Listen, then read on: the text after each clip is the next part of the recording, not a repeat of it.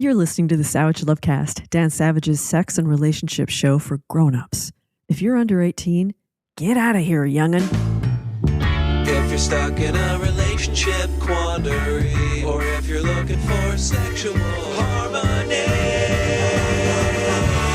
well, there's nothing you can't ask on the Savage Lovecast. It's going to be a quick one this week, and hey, maybe you guys prefer the quick intros. I don't know. I do hope so, though, because we're going to have a few over the next couple of weeks. We're traveling to see family this summer, trips and visits that are long overdue.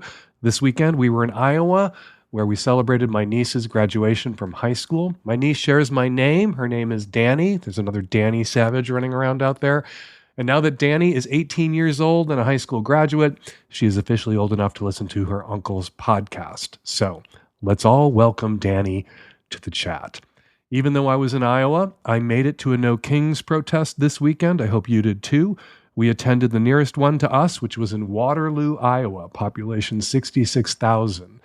There were more than 2,000 people at the No Kings demonstration in Waterloo, which was just one of the more than 1,800 demonstrations against Trump and authoritarianism all over the country. Demonstrations that brought more than 5 million people into the streets. Demonstrations that made Trump's little military birthday parade in Washington, D.C. look pathetic by comparison. And comparisons were made. But I gotta say, the turnout in Waterloo, blood red Iowa, was huge. To put it in context, if the same percentage of the population of New York City showed up at a demonstration, New York City has 8.25 million people in it, that would have meant 250,000 people in the streets. 2,000 out of 66,000, those are impressive numbers. Good on you, Waterloo. These protests, man, they're gathering steam, and being part of the crowd in Waterloo gave me hope. All right, quickly before we start the show, it is June. This is a sex podcast. I am legally required to say something every year about kink at Pride. I'm for it. We've talked about this before, kink at Pride. Pride is a celebration of the LGBT community. Kinky queer people, especially kinky gay men, have been marching at Pride since the first Pride Parade in 1970 in New York City. A bisexual leather woman helped organize that first Pride Parade commemorating the first anniversary of the Stonewall riots. And now, basically every year since that first Pride Parade in 1970, right-wing bigots have been out there complaining about all the perverts at Pride and trying to convince people that the queer community is nothing but perverts. And now we have this sex-negative contingent of the queer community to deal with, these hyper-online Gen Z queers who complain every year on socials about kink at Pride. To both groups, I say, if you can't explain the concept of fun costumes and adults being silly to your kids, don't bring your kids to Pride. To the tender queers out there, if you can't handle the sight of adults in fetish gear and the mental images that conjures up for you, don't bring yourself to Pride. I agree, though, 100%, want to say, with Pup Amp, co-host of the What's the Safe Word podcast, if you're telling people they don't belong at Pride, which maybe I kind of just did, then you're the one who doesn't belong at Pride, except for me. I belong at Pride. But I may have found, actually, I may have hit a limit to kink at Pride. There may be a limit to kink at Pride I can get behind. Some people I want to tell, not that they can't come to Pride, but maybe that they should show up differently. Maybe they should come to Pride in their civvies. I'm talking here about kinky straight people. Harrison, someone I started following on socials for the shaggy hair and Muppet face, the algo knows my type, but I've kept following for the smart urbanism and great politics. Harrison was at a Pride celebration this weekend and posted this. Saw 3 couples using leashes yesterday, and all 3 were hetero. All right, first, for the record, I don't want to engage in an act of accidental bi erasure here. Those couples, all 3 of them, could have been bi in full or in part.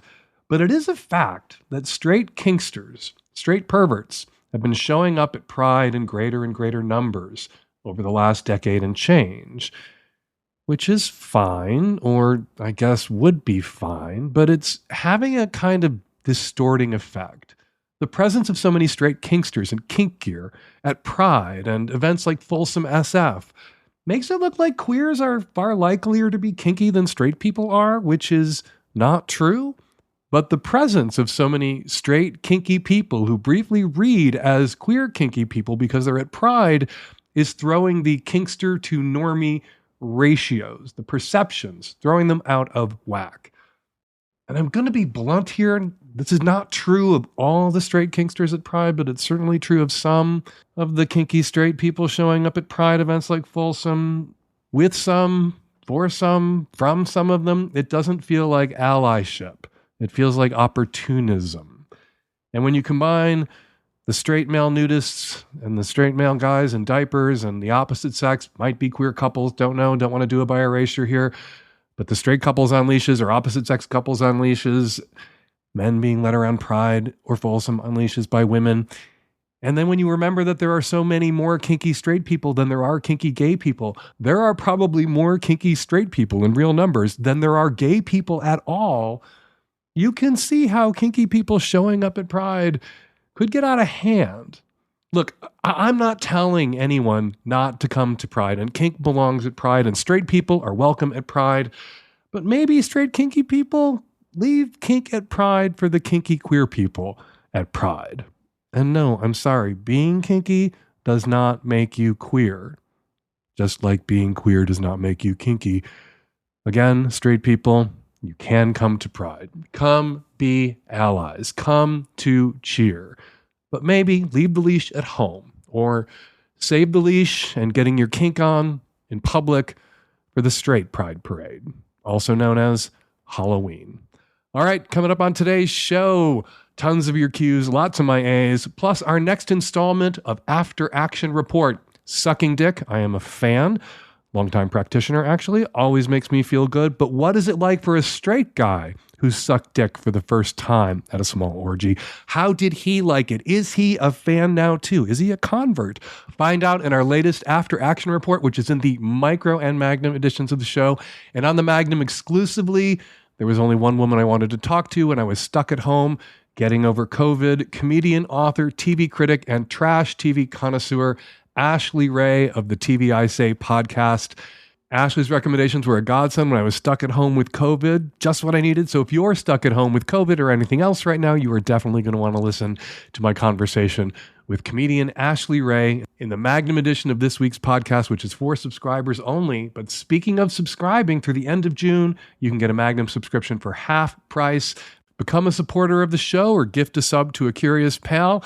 For the full podcast, bonus questions in the column, invites to Savage Love Live, and more. Get the full podcast. Get all the Savage Love you've got coming to you by subscribing at savage.love/subscribe. All right, Nancy, hit me with that first question.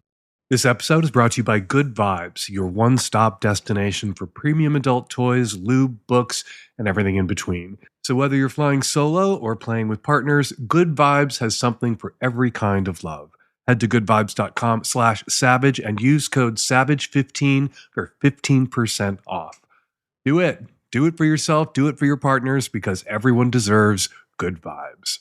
This episode is brought to you by Field, an app where curious people come to connect. Download Field on the App Store or Google Play and find out why so many of my listeners are already using it. This episode is brought to you by Dipsy, an app full of hundreds of short, sexy audio stories designed by women for women. Right now, you can get a 30-day free trial plus 25% off your annual subscription when you go to dipsystories.com/savage. Hi, Dan, Nancy, and the tech savants. Cis gay male here, and I have a question for you. I would like to know why you're so sure that it is post-nut clarity and not post-nut confusion. Can you please offer some clarity around my confusion? Why are you so sure it's that and not the other? Post-nut clarity, or what have I done? When we are aroused, when we're engaged in dickful thinking, it can lead to motivated reasoning. It can lead us to do things that, when we're confronted with them in the with the clarity that comes post-ejaculation, we may feel conflicted about. Maybe it should be called post-nut clarity, post-nut confusion, post-nut internal and possibly externalized internal conflict. As I have said before, a couple of times, one of the most dangerous places in the world for a gay man or a trans woman to be is in a room alone with a straight identified man entering his refractory period, achieving a state of post-nut clarity where he goes, oh my God, I just had sex with a dude. We're talking about a gay man in a room with a straight man, or I've just had sex with a trans woman or someone with a penis if he's in the room with a trans woman. And it's not quite scales falling from our eyes. It's just having to sort of fully confront who you are sexually and what turns you on. And maybe there is a way of looking at the arousal phase as clarity, because when you are aroused, it is clear. You are pretty clear about what it is you want, what it is that's turning you on, but you can achieve a kind of zombie-assed dick override of judgment and ego or super ego or id place where the dick is driving. And then you come and your brain takes over and you have to think about what it is you've done and who it is you are. And in that moment of clarity, as everything comes into focus, arousal is kind of blurring. As everything comes into focus after orgasm, yeah, it is a state that you could describe as clear. It's also a state you could describe as conflicted. People use post-nut clarity, I think most often in reference to those kinds of sexual experiences that took somebody or somebody took themselves outside their own comfort zone and then has to think about it. They start to think about it. They start to think again. The brain re-engages again after their balls are drained. So you can call it post-nut clarity. That's what you want to call it. Call it post-nut confusion. Call it post-nut conflict, which for some it is.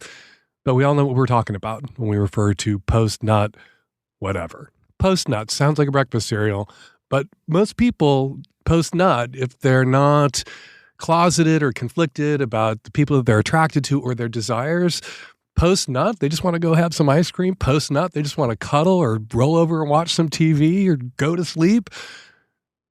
And those desires for cuddles, for aftercare, for ice cream, for some trash TV, that's also a kind of clarity. Hey, Dan. When I'm with people and having sex and stuff, I usually don't come. And I don't come not because of death grip syndrome or some kind of intimacy issues, but because when I do come, my refractory period is like immediate and intense in that I like want to pass the fuck out and I want to not talk to anybody. And when I do come with other people, I then like, it's fun and great. I come and then I suddenly have to like really work against everything that my body is telling me in order to not be an asshole to someone that I'm like lying in bed with, because I'd rather just like roll over and ignore them. And I know that sounds like maybe like just a dude problem of like, I don't want to do this thing that's hard or whatever, but it's really, it's like a shutdown that goes through my whole body. That's like, I just want to like sleep and I get really sensitive. I get really, really annoyed with like chatting or like stimulation, I guess. So I was wondering if there's anything I can do about that. Usually I just don't come with people and it's fine for me. I don't mind it. I actually like it. It's not a problem. It's not my priority. Coming is not the point of sex for me.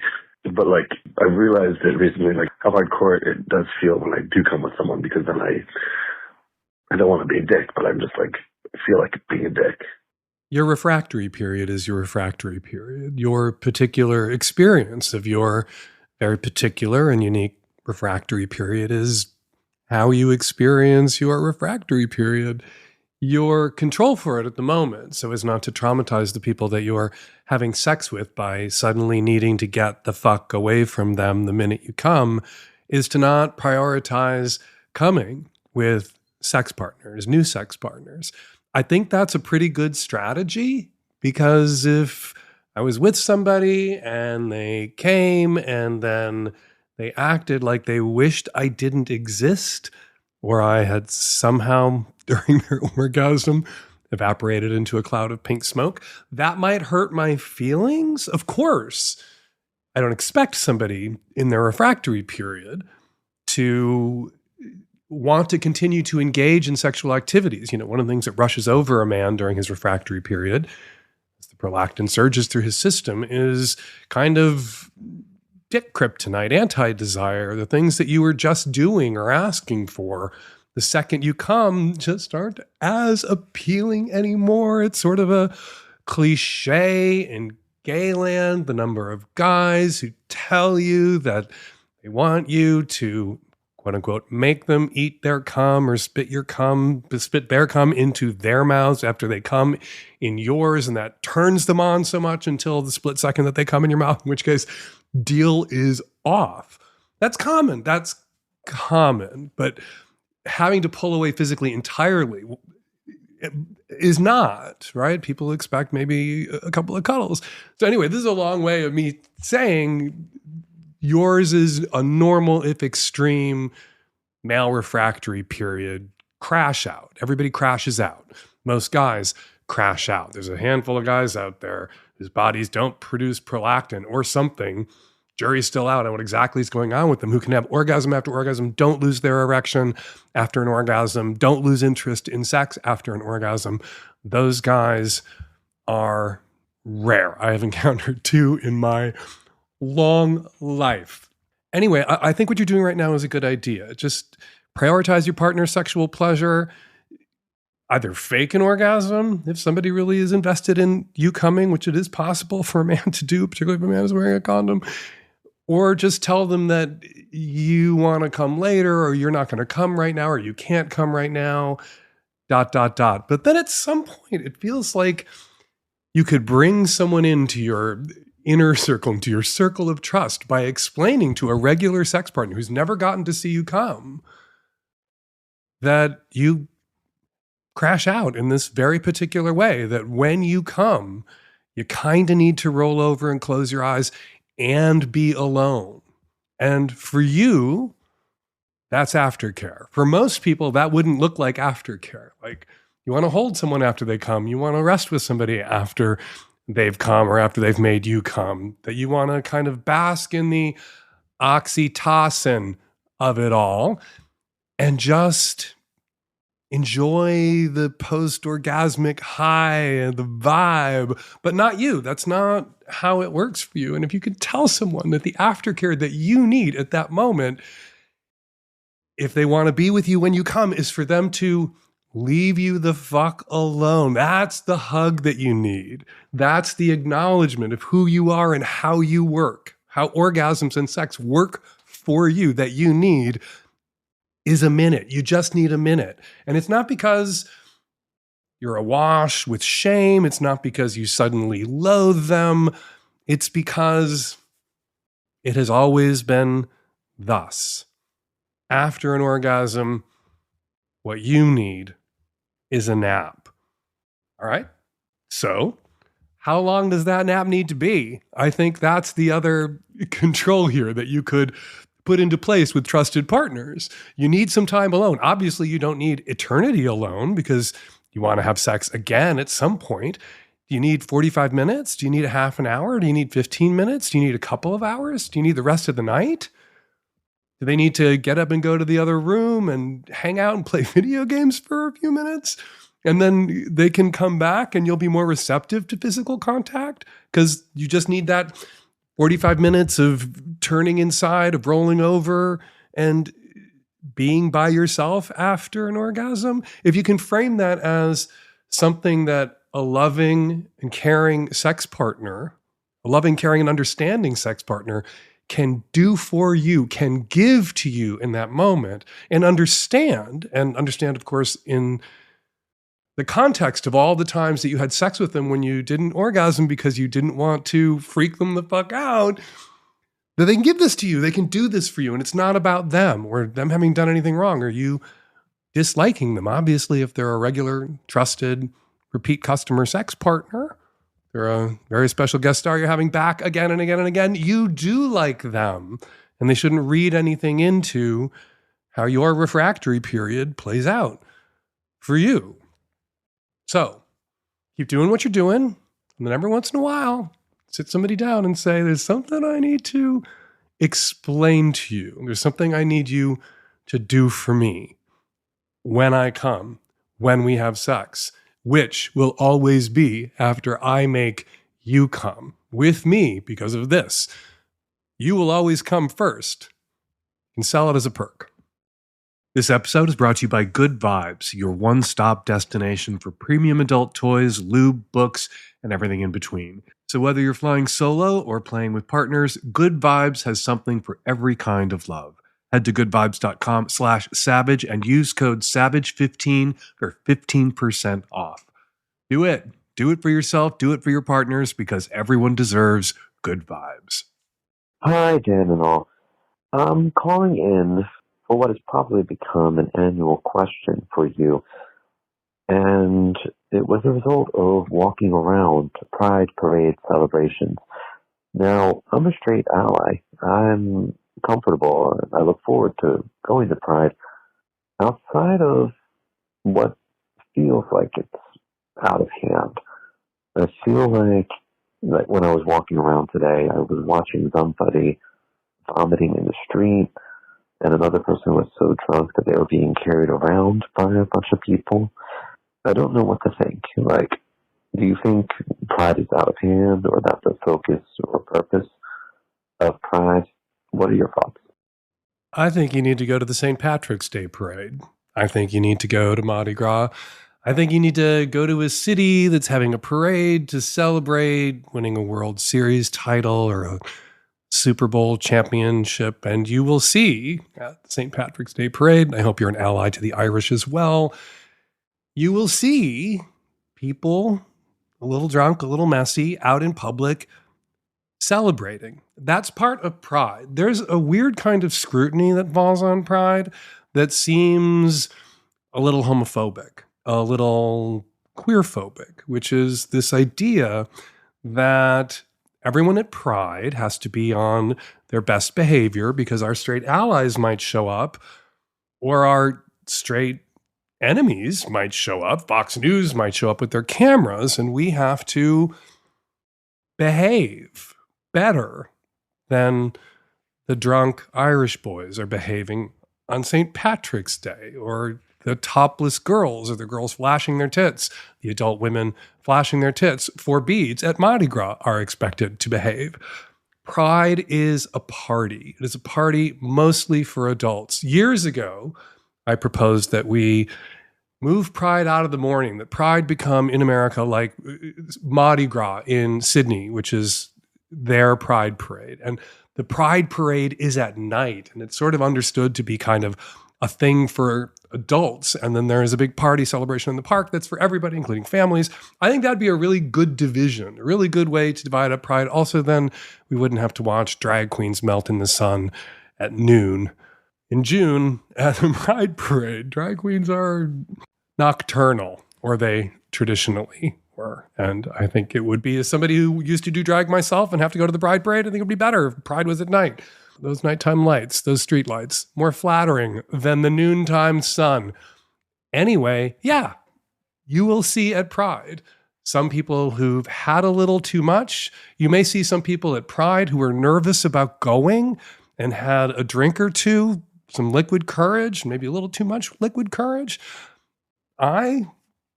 Full disclosure, once when I was 18 years old and I went to my first Pride parade in Chicago, got invited to a party at somebody's apartment near the Pride parade where drinks were served, and I had a few drinks, and wasn't then a big drinker. I didn't really drink in high school. I was one of those people standing at the side of the Pride parade, puking into the bushes because I was nervous. I was especially nervous then because I wasn't out to most of my family, and a lot of my family are cops, and there are cops at the Pride parade, and I was worried about being seen there, and I needed that liquid courage, and I barfed into the bushes on Broadway Avenue in Chicago at 2:00 at the Pride parade in 1982 or whatever it was. I don't remember. It happens. Look around. Look for the helpers, Mr. Rogers says. Whenever there's a disaster or somebody's done something terrible, look for the helpers. at Pride, look for the not pukers. Most people at Pride are not puking, but yeah, it's a party. And in America, maybe, yeah, there's a little too much substance abuse generally, and too many, well, maybe fewer now, booze companies pushing their wares at Pride parades because suddenly Anheuser-Busch doesn't want to be associated with the sodomites anymore. See ya, Anheuser-Busch. Fuck you, Anheuser-Busch. Anyway, yeah, maybe there'll be less boozing now. But there's always going to be a little bit of boozing. And you will see at Pride what you're looking for. If you want to see something that, hey, probably shouldn't be happening out in public where a kid might see it, most likely not understand it either, you can see that at Pride. If you want to see somebody who's a little too drunk to be out in public, you can see that at Pride. But you can also see lots of people at Pride who are not doing anything that would shock your mom, who are sober or who've had one or two and are responsible, who managed to enjoy a cocktail or two at a brunch before heading out to the parade, but didn't get so messy that they're, like I was in 1982, barfing their guts out into the bushes on the side of the Pride parade. Anyway, Pride. We are not required at Pride. Queer people are not required for the benefit of our straight allies to be on our best behavior any more than everybody at the St. Patrick's Day parade is required to be on their best behavior, lest they bring the Irish into disrepute. Oh, yeah, and some of those people barfing into the bushes that you're going to see at Pride parades, straight people. A lot of straight people come to Pride. Just like not everybody you see puking in the bushes at the St. Patrick's Day parade is Irish. Not everybody you see debauching it up or puking it up at Pride is queer. This episode is brought to you by Field. No more dates that feel like job interviews.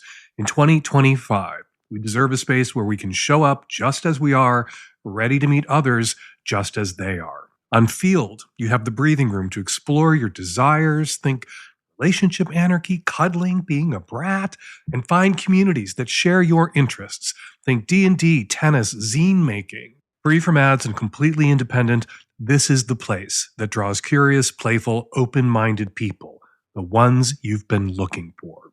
Field really supports people who are evolving in their sexuality. There's no limit to how many times you can change your sexuality, your desires, interests, gender identity. In fact, 62% of Field members evolve their sexuality, interests, and desires within their first year on the app. As part of the Field community, you'll quickly find that people regularly practice honesty and openness on Field.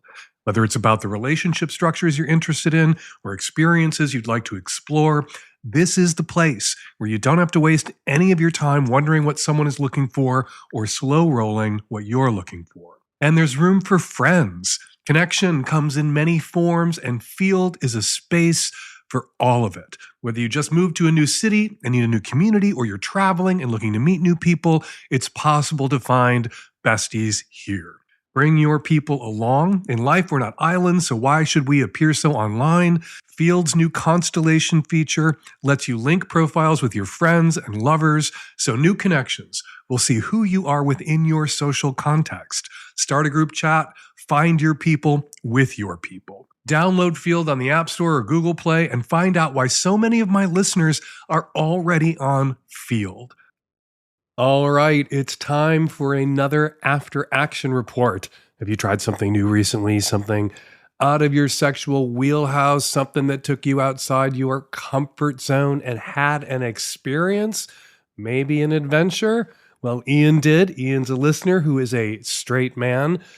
And Ian sucked a cock. Not something most straight men do or have done, not something Ian had ever done until now. And he's here to tell us all about it in this installment of After Action Report. Joining us for this After Action Report, Ian. Ian, how are you? I am doing great, Dan. It's a real pleasure to be here with you. So who are you and what did you do? What's the action you're here to report on? Well, my name is Ian, and I am a early 60s heterosexual, long-term married guy who just a few months ago experienced receiving my first blowjob from another man and then returning the favor. All right. Who did you do this with? So my wife and I have been married for almost 38 years. We opened up our relationship maybe about 10 years ago. And a couple of years ago, we fell into an ongoing relationship with another couple, somebody that we just jived with really well. And it sort of took a spontaneous turn toward the intimate when they came to visit us. We live about 700 miles apart, so we only see each other every 3 or 4 years. So we were recently together. And at a certain point, he turned to his wife and said, "Hey, how about you girls be making out?" And she got a little snappy with him and said, "How about you suck his cock?" He looked at me and I looked at him and he said, "What do you think?" I said, "Go for it." So he went down on me. And then after a few minutes, I tapped him on the shoulder and said, "Hey, it's time to return the favor." So what was it like after 60 years of male heterosexuality to have a dick in your mouth for the first time? I remember what it was like for me after 16 years of being in the closet, but gay. What was it like for you after 60 years and being straight? Well, to be honest, it was fine. For one thing, it was fine. To be honest, I had actually thought about it for quite a while. In fact, I had thought about it with this particular person and didn't know if we would ever go there. I know enough about anatomy to know that a clitoris and a penis are basically the same thing physiologically. So from that standpoint, it didn't freak me out or make it weird at all. It kind of confirmed our relationship a little bit on a new level. We were both very comfortable with it. It didn't threaten either man's masculinity or anything like that. What about your sexual identity, your sexual orientation? Do you identify as bi now? Did one dick do the trick? I would say I'm still 98% heterosexual, and in the right situation, I'm totally open to doing something like this again.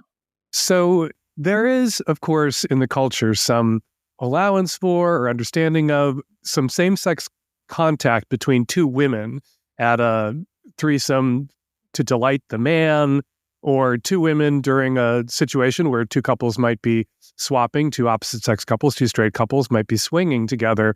And it's almost like everybody gets it, that two women can mess around a little bit, and it doesn't mean they're not straight women. And sometimes they're performing for the men. So they're sort of instrumentalizing lesbian behavior or same-sex bisexual behavior, same-sex contact to a heterosexual end, to arouse the desire of their heterosexual male partners.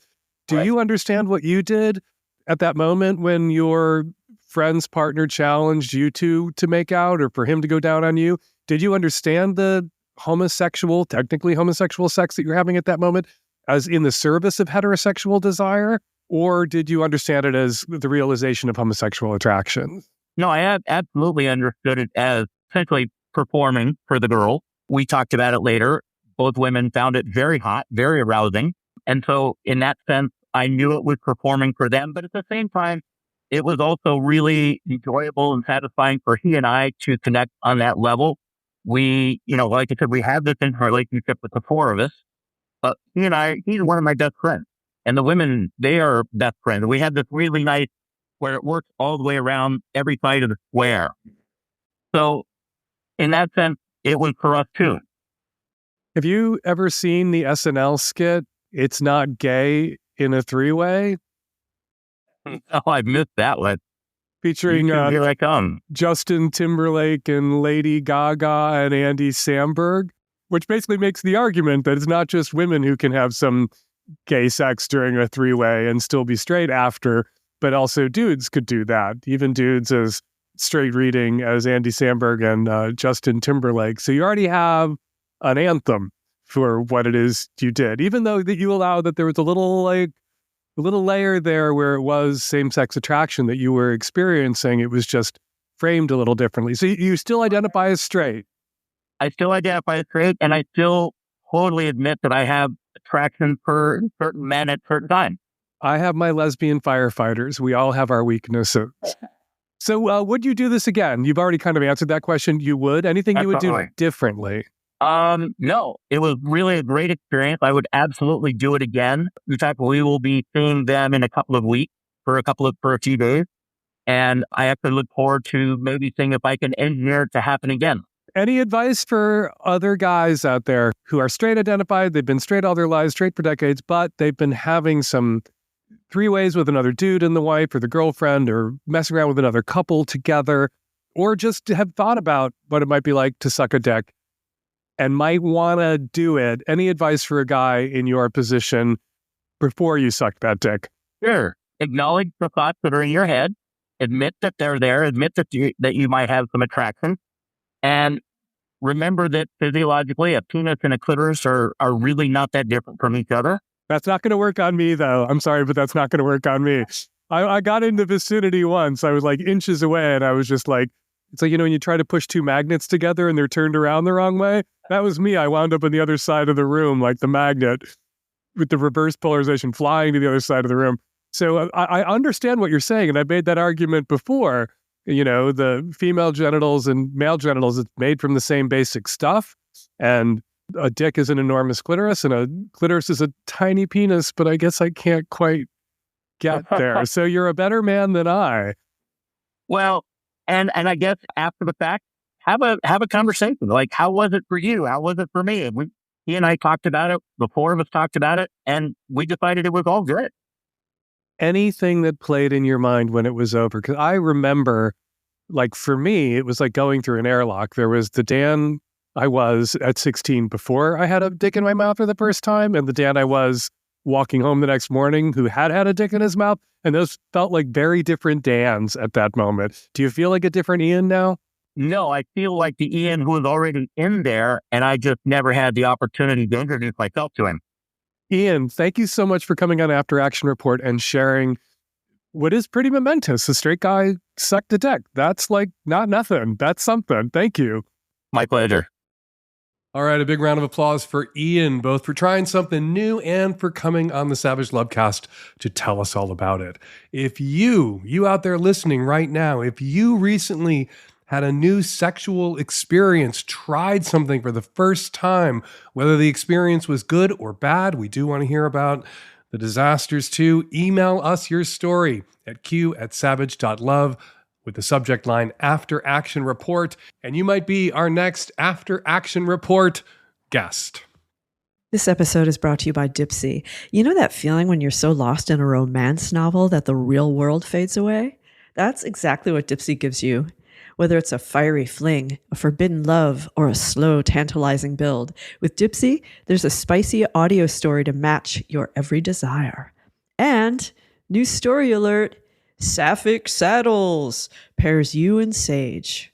Sage takes you out to her favorite secret swimming spot on the river, and while sitting in the sun together, things get heated.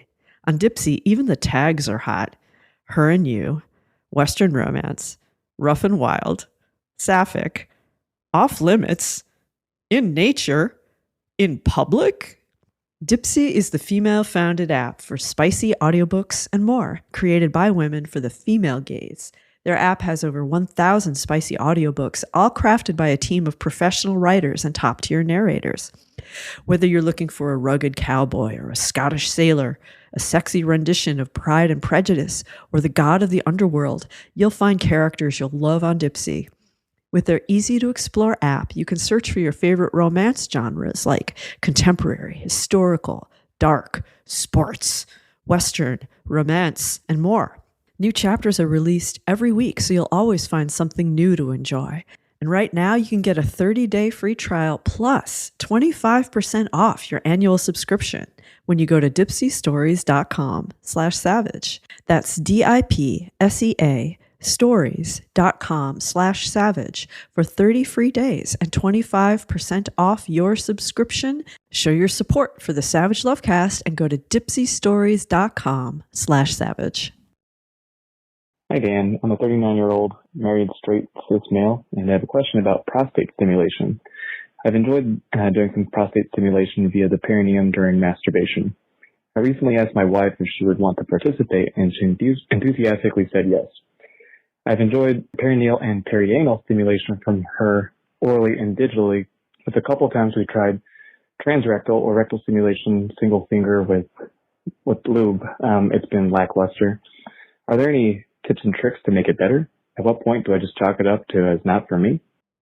So your prostate is wired because prostate stimulation involving pressure on the perineum, you're able to hit it. You're able to stimulate your prostate, and that sensation is distinct for you. What isn't working is digital penetration, which is not the only kind of penetration that you can explore with your wife or with toys. But digital penetration isn't working for you. Why isn't it working for you? You don't mention pain. You don't mention it being difficult for your wife to get her fingers in there. It sounds like you're using lots of lube.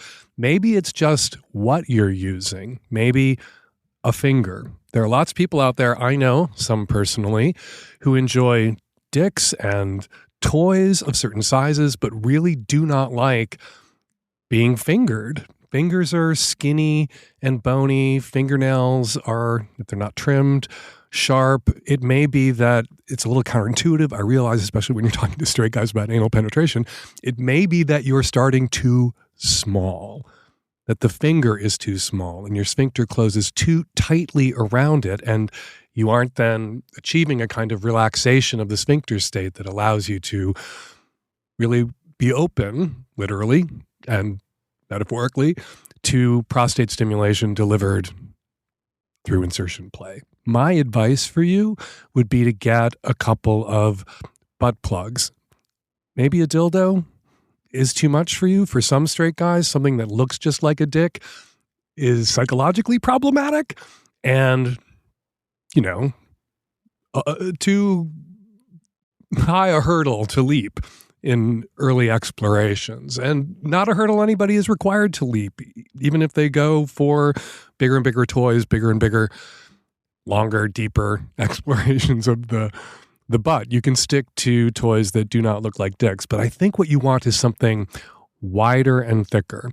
And I would encourage you to get a butt plug, not a really skinny one, not one that looks like a finger. You want something that really widens out before it gets very narrow, before the much wider base, a kind of set it and forget it toy that's wide enough to put pressure directly onto your prostate and then stimulate your perineum like you used to, like you have successfully in the past when you've enjoyed prostate stimulation, when you've managed to hit your prostate from outside your body. And then you'll be now on your prostate from two sides. There'll be pressure on your prostate from the butt plug in your ass, and pleasure being directed, the right kind of pleasure being directed at your prostate from outside, from the perineum, from whatever it was that you were using, pressure or vibrators. And then we'll see if penetration is a mode that is going to be pleasurable to you. But my hunch is not that you can't possibly experience pleasure in this way. My hunch is that you're one of those guys that fingers don't feel good. Fingers don't work for. You need something bigger. All right, time for some listener feedback. First up, a few comments listeners left about last week's show in the very lively comment threads at savage.love. Says Zoftig the Magnificent, community. That came up on the show, community. I grew up in a small town, and everything Dan said about the gay community pretty much tracks with what a real community is like. The problem is that we have this really romanticized idea of community based on our little fractured cherry-picked tribes. Real community is kind of like biological family, where you don't have a lot of choice or control, which isn't to say there aren't a lot of benefits. Community like that forces you to engage with people you'd never choose to hang out with, and you can learn a lot. And while people can be mean on the micro scale, they still have your back on the macro. Says Jody about Tinkle Girl. As a woman who started squirting in her 30s, can I suggest getting a waterproof blanket from Liberator? Full disclosure, Liberator is an advertiser here on the Savage Lovecast. This is an endorsement, not from me for a change, but from a listener. Liberator, we have them in several sizes, Jody continues, including a travel size, and they have been lifesavers. I would also suggest a waterproof mattress cover for your bed. I also find I actually squirt less with a full bladder. Our hypothesis is my bladder is holding in the pee already, so it works extra hard to hold in the squirt as well. Says BGN, Dan, we do not need a 10-minute monologue and discussion on genital preferences every time a trans question comes up. It's begun to feel like you have trans men on the podcast just so you can ask them this question and get validation for your own dislike of vaginas. As soon as you said trans comedian in the intro, I knew this is where the conversation would go because you do it every time. All right, BGN, I am aware that we've addressed this topic before. What you're not aware of, BGN, is that I could address this topic every week because I am constantly getting questions about it, most of which I don't use on the show. But I shared that particular question I got with comedian Nico Carney because it was from a slightly different perspective than the questions we usually hear about genital preferences from cis people who are feeling guilty or guilted about having a genital preference. That question was from a trans man wondering if his genital preferences were problematic. Sharing that particular question with the trans man I had on that particular show when it came in seemed worthwhile, and Nico Carney knocked it out of the park. Speaking of Nico, says Dimples and Dumples, after hearing Nico Carney on the podcast, I checked out his stand-up. It is hilarious and great. I will have to keep an eye out to see more from him. I listened to the Justin Bieber bit of his 5 times since he starts with it in a lot of clips, and I laughed every single time. Great guest, Dan. All right, to read more listener comments, go to savage.love, click on the latest Lovecast or column or struggle session, scroll down to the bottom, and there you will find my readers and listeners sharing thoughtful comments. And sometimes, every once in a while, my readers, my listeners have better advice from my callers and my letter writers than I do. Check out the comments and join the convo yourself today at savage.love. And now, some of the voicemails Savage Love listeners left on our answering machine about last week's show. Hey, Dan. I'm also somebody who loses my keys and my phones regularly. And I have a little device. The one I have is called a tile, but there are other ones. You attach the device to the things that get lost, and then you can call those things from another phone. So if you had the app on your phone, you could call your husband's phone, keys, and wallet. They have little thin ones that will fit in a wallet. And, then it makes a little beeping sound, and you can follow the beeps and find the thing a lot easier. It's helped me a lot, except when I lose both my phone, keys, and wallet, that's kind of a problem. Hey, Dan, this is in response to the woman whose partner is looking for an intellectual equal for his engineering PhD and keeps belittling her about it. Dan, I agree with you. This seems like a relationship sabotaging tactic, but I'm calling to add context as the guy who is in the relationship that this guy is seeking out. My wife and I have been together for about 15 years. We both do PhD level physics, and she's an engineering professor. So 2 things for him. First, sharing an academic field with your partner is not the panacea that he's making it out to be. At worst, it can mix work and relationships in an unhealthy way, and at best, it's the icing on the cake in a relationship, kind of like sharing a favorite sports team or hobby, but it's definitely not a solid foundation. Second, most women PhDs in the hard sciences have gone through a gauntlet of misogyny to earn their degrees and stay in their fields. So given how the caller characterized this guy, I have a hunch that he will have an extremely tough time convincing any of the women in his field to be anything more than professional colleagues, given how many guys like this they've probably had to endure. And finally, for the caller, the guy, and all of your listeners, please understand that a PhD signifies expertise in a specific field of study and definitely not general intelligence. These are 2 entirely different things and should not be conflated. If you have an engineering question, you should probably trust this guy, but for any other topic, one should assume he's probably no more or less informed or qualified than the average person. Academia is rife with people with PhDs who think that entitles them to act like they're more intelligent than everyone else. The rest of us in academia refer to these people as toxic assholes, and I think everyone else should too. And we're going to leave it there. Got a question for me? Go to savage.love/askdan to record and upload your question directly onto our website. Or you can make a voice memo on your very own phone and email us your question or your comment by sending it to q@savage.love, or you can call us at 206-302-2064 and leave us a message on our answering machine. It's June. We are having our annual sale for the rest of the month. We're offering Magnum subscriptions at half price. Get yourself a subscription, get Get your curious pal a subscription. Torment your worst enemy with a subscription to the Savage Lovecast. Get the full meal deal Savage Love. Get the extra long Savage Lovecast with Magnum guests. Get invites to Savage Love Live and more, all for just $25 for a whole year. We love our listeners, all of our listeners, our micro fans, and our Magnum subs. But we have a special place in our hearts for listeners who are in a position to show their support for the show by becoming one of our subs, which you can do, again, for half price right now at savage.love. Follow me at Blue Sky at Dan Savage. Follow me on Instagram at Dan Savage. Follow Ashley Ray on Twitter at The Ashley Ray and on Instagram and Threads at The Ashley Ray. And check out her newsletter, Deep Trouble, at deeptrouble.net. The Savage Lovecast is produced every week by Nancy Hartunian, and me and Nancy and the tech-savvy at-risk youth will be back at you next week with another installment of the Savage Lovecast. Thank you for